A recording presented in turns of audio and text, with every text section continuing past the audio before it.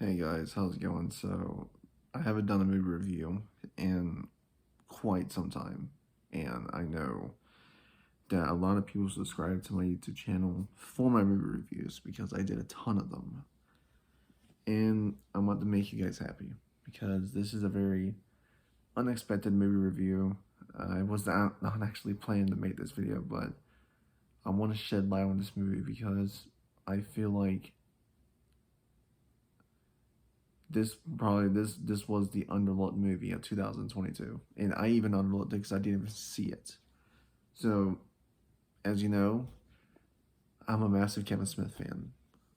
Grew up watching Kevin Smith movies from a young age when my mom had the Clerks VHS tape, and I would sneak it into my room and watch it when she was at work. And I remember me in the hallway when Jay and Silent Bob Strike Back came to home video, and I would peek around the corner because my mom would let me watch it, and I would peek around the corner and catch glimpses of Jay and Silent Bob Strike Back when I was a kid, and repeating those jokes to my friends years later, doing Jay and Silent Bob and Kevin Smith style jokes with my friends in school and getting in a lot of trouble. I mean, Kevin Smith, his films had a large impact on my life, and he is no Quentin Tarantino is an inspiration, but in reality, Kevin Smith was the reason why I went to film school and I wanted to be a filmmaker because knowing his background, seeing how he made Clerks with such a limited budget, just showed me that you can be a filmmaker. Anybody can, and while yes, Kevin Smith has made a lot of blunders as of recently with the Netflix He-Man and his movie Tusk, and I don't even remember his other movie that had his daughter in it, but it wasn't even that good.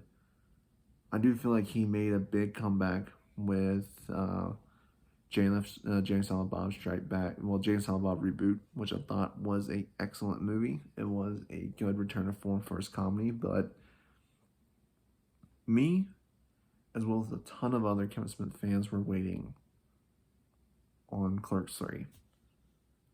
And well, in 2022, last year, we wound up getting Clerks 3. Now, I wound up skipping this movie last year because there was a lot going on in my life, and I always was going to get around to watching it, but never wound up doing it until tonight when I went to a Walmart and saw the very last copy of this on the rack. And I was like, screw it. I want to make plans, Going to watch for what I thought was going to be just another typical, oh, it's going to be like Clerks 2. It's very raunchy and very vulgar. It's going to have dumb dick jokes and dumb weed jokes. It's going to be Clerks. Boy, how wrong I was. So, if you didn't know, Clerks 3 is set, like, it's set years after Clerks 2. Randall winds up having a heart attack and starts to realize he has done nothing with his life and decides he wants to make a movie about his life and his interactions at the Quick Stop. Basically, them retelling shooting Clerks 1 through the protagonist of Clerks. It's meta, but unlike Velma, which is a fucking shit show and deserves to burn in the deepest depths of hell, it doesn't rely on meta humor. And honestly, and this is my opinion, Dogma was my favorite Kevin Smith movie until now. Clerks 3 is now my new favorite Kevin Smith movie because it shows that this man can not only direct, but he can also write the shit out of a script. The writing in this movie, I thought, and yes, it is vulgar, it is raunchy, it's going to have a ton of like weed and dick jokes, but what I wasn't expecting was to cry 3 times while watching this. I counted 3 times I cried. And that's really saying something because I never once cried during a Kevin Smith movie until now with Clerks 3. And I don't know, it might be because, I grew up with Clerks, and with this movie dealing with very dark subject matter, with dealing with, almost dying and losing loved ones, it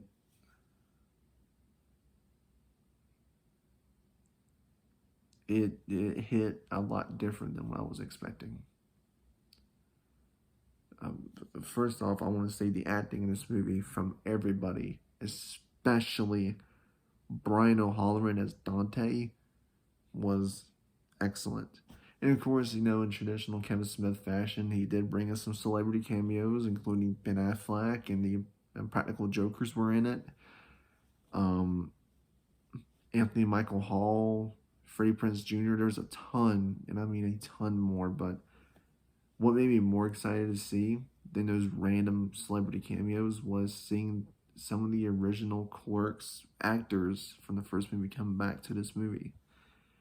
Seeing the Julie's, sales rep back in this movie redoing his scene was just awesome. And seeing Veronica come, the actress who played Veronica, which she also did an amazing job with the little screen time she did have, and it was very little, but it was very well done. It was very well done. I would say Jeff Anderson did a phenomenal job. He slipped right back into his Randall role. He did it amazingly. Elias from Clerks 2, bit of a change up, but it was still really well done. And of course, Jason Mewes and Kevin Smith as Jay and Silent Bob always kill it. But yeah, the real standout to me was Brian O'Halloran as Dante.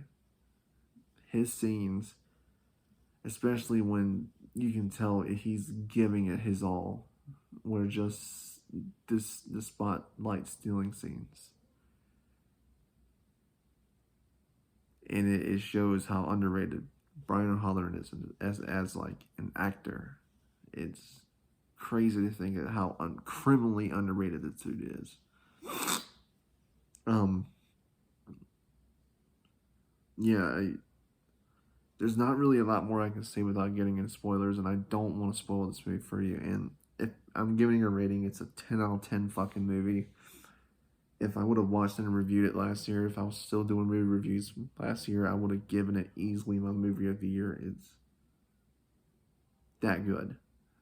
And the fact that I cried 3 times to a fucking Kevin Smith movie just shows how good this movie is. It is the perfect conclusion to the Clerks trilogy and to their storyline. And as fucked up as the ending is, to me, it makes a lot of sense why they chose to do what they did. And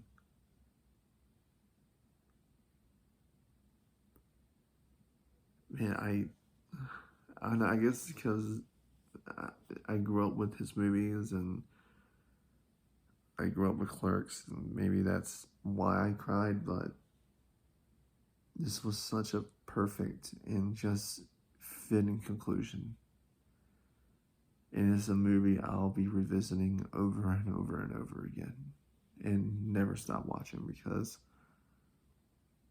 man, Kevin Smith put everything into this movie, and these actors put it all in their roles, and it pays off extremely well. As I said, I'm giving Clerks 3 a 10 out of 10.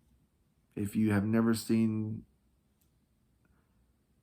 any of the Clerks films, I would highly recommend watching Clerks 1, then Clerks 2, and then go to Clerks 3, because